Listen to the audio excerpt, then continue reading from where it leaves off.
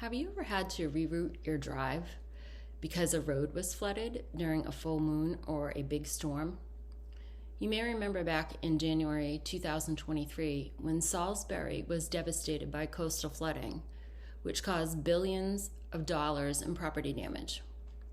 They also just received the unfortunate news just days ago that $22.5 million from FEMA grant were to receive as part of their water resiliency project has now been canceled, which was to fund a new pump station and related to facilities along the Yadkin River due to repeated flooding and hazardous access conditions at the existing station on Hannah Ferry Road. Rising sea levels and the local impact for Massachusetts, according to scientists.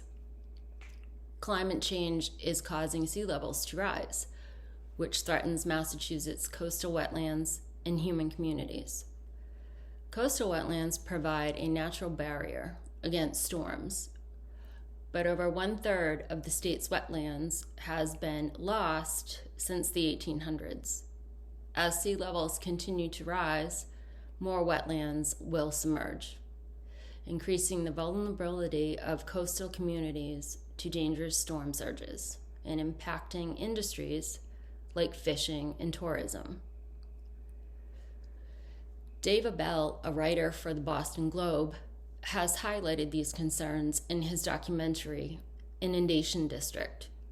Abell explores how Boston and nearby communities are experiencing land sinking, which combined with sea level rise could cause a 25% higher increase here compared to other places. Here meaning Boston, North Shore area. One plan the Innovation District proposed, building an entire urban neighborhood at sea level on a landfill, a risky idea given the future flooding threats. Abell's concerns are supported by scientists at Boston University, who warn that if emissions aren't curbed, we could see a 15-foot sea level rise by the end of this century. First Street Foundation research shows that 44 out of 49 commercial buildings in Boston's Seaport District are already at risk of flooding. And within 30 years, nearly all will be at risk. Paul Kirshen, a professor for the School of Environment at UMass, and Bruce Anderson, also a professor in the Department of Earth and Environmental Science at Boston University, have also reported that Boston's 47 miles of shoreline and surrounding 101 towns are highly vulnerable. They stress that beyond infrastructure damage, rising seas will hurt tourism, the fishing industry. Both are important parts of this state's economy.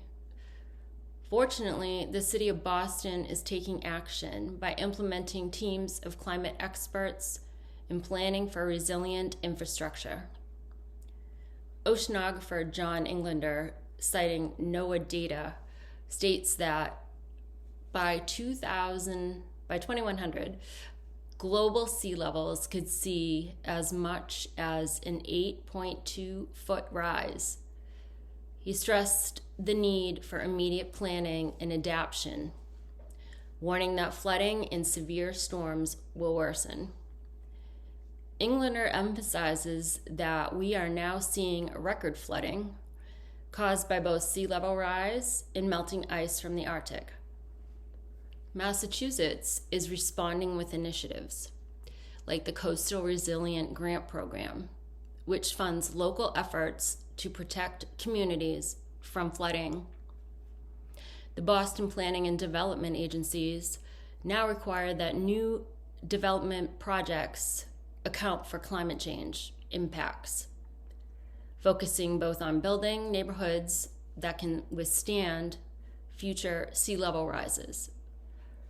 Solutions to help mitigate the sea level rise include expanding solar and wind energy, sustainable agriculture, restoring wetlands, and improving public transportation to lower carbon emissions.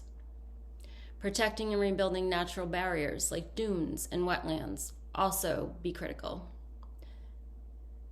In conclusion, while sea level is inevitable, the rising of sea level, Massachusetts can adapt and protect its coastline by investing in climate resilience and reducing greenhouse gas emissions.